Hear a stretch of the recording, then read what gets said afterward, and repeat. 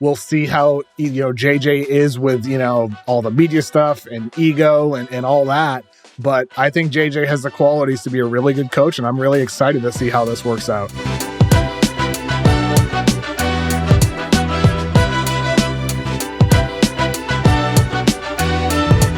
For the Lakers side of things, this isn't, we joke about a podcaster to coach, but no, it's actually a guy who's been playing basketball at a high level for 2 decades and has been respected across different generations of locker rooms, from college at Duke through all the NBA stops that he had. And then he, ran a highly successful company into an empire in a short amount of time in the media space. And he's been good at everything. And so I think for the Lakers side of things, it's like we talked about a month ago when this first became like a possibility, right? And I said to you, well, I think JJ has the qualities of a good coach. He's meticulous with his attention to detail. He's like obsessive, with like the way he analyzes the game. He's a crazy competitor. That's why he's leaving a comfy media job to be the coach of the Los Angeles Lakers. It's not just about the money or anything like that. He is somebody who has these qualities. And I think the way Shams and the Athletic detailed that meeting, they said JJ talked about how to get AD more involved in end-game situations, how to alleviate the workload on LeBron at his advanced stage to get him going more off-ball and use him in more creative ways. You have Austin Reeves' agent talking on the record, posting on X about how you're going to see a whole new version of Austin Reeves under JJ Redick with the vision that he has for him. And I believe it. And I think with JJ, there's a strong probability he ends up a really good coach. Now, the Lakers situation has a lot of pressure. They go through coaches quickly.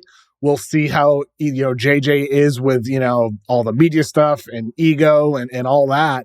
But I think JJ has the qualities to be a really good coach, and I'm really excited to see how this works out. Yeah, I am. The stuff that you talked about second is the stuff to me that I would wonder about. And I'm sure that is something that JJ Redick, even in a moment of honesty, wonders about. Like, what is it like to be the head coach of an organization that's that big, where you really got a spotlight on you every single day? You will get criticized in a way that you are not used to being criticized. And I know that he's a guy that's been yelled at, F you and whatever else. But I mean, when you are the coach, you don't have a say necessarily in determining the outcomes. And yet, because you played this guy instead of this guy and all of these different types of things that could come up, any non-success, and given the situation the Lakers are in, I mean, even the most liberal ranking of them does not put them in the top half of their conference. In fact, many will have them back towards the play-in, where they're playing towards a playoff seed. And so you are in a situation where the expectations are very high immediately, and navigating, doing the job and dealing with the pressure of the job. And also, one of the things that I would wonder is a better word than worry, is the navigation of the politics of that job. Because one of the things that I thought when I read that article, and I don't know if you gleaned the same thing, is it was another, to me, highlight of a too many cooks in the kitchen situation. That there is not Rambissa in there too, right? Palinka, the Bus Brothers, Talk to Mike Krzyzewski. And I told you this when I was explaining the story about Jerry West a few weeks ago when he had passed. And I said, one of the things that I covered on a daily basis was an organization that had that. They had it before him and they had it after him in Memphis, where it was, who's got the owner's ear that day? And sometimes, despite that, they were able to have success and make right moves and correct moves. But when it's not linear, when it's not one voice, when it's not a guy that's in charge, or just not everybody pulling the same rope, where I am farming out ideas. What does this guy think? What does this guy think? Who is sitting next to Jeannie Buss at that game? And maybe they think that this is going on. And you know that Rob Pelinka, you know that he is the kind of guy that will say, it ain't the players, it's the coach. Because he's had one coach that's won a title, and then the next coach went to the Western Conference Finals. And neither of them lasted 3 years. And whenever a team does not reach whatever their goal was, now it turns into the blame game. Whose fault was it? And this guy wins every time. Every time he wins. Now, maybe it wouldn't with JJ Redick, but I'm just saying it's something to navigate. Is JJ Redick finally the guy that if they don't win, they're not going to blame the coach? I mean, I think for the Lakers, the interesting thing here is JJ signs a 4-year deal, and clearly Pelinka is, still in the good graces of Jeannie Buss, still have his job after, everything in recent years, right? So I think the Lakers view JJ as like a transitional coach.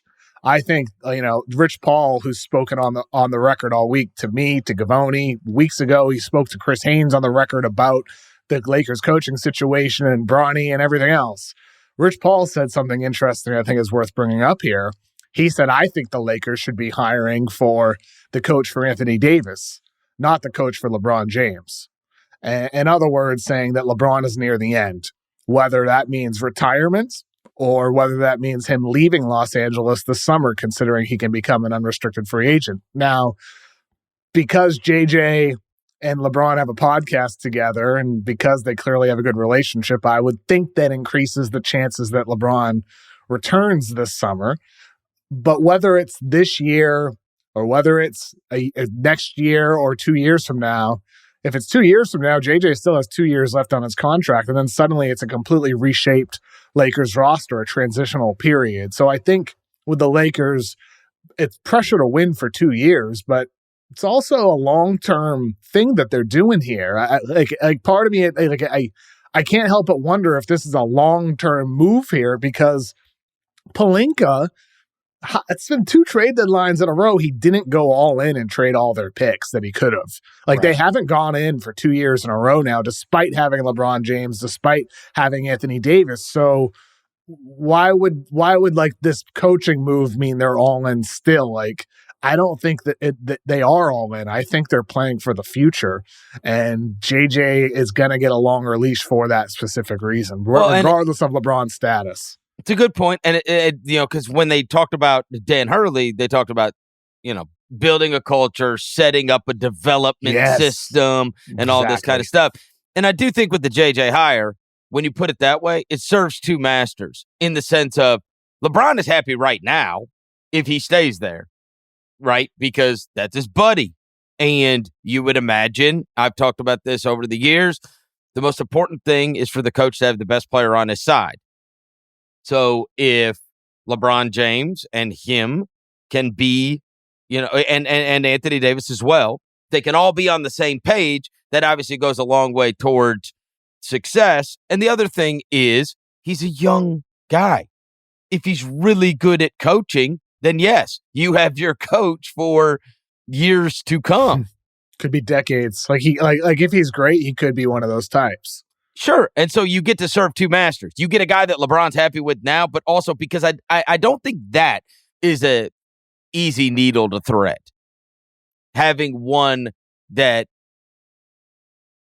LeBron would be happy with now, but also one that is a non-LeBron coach for the future.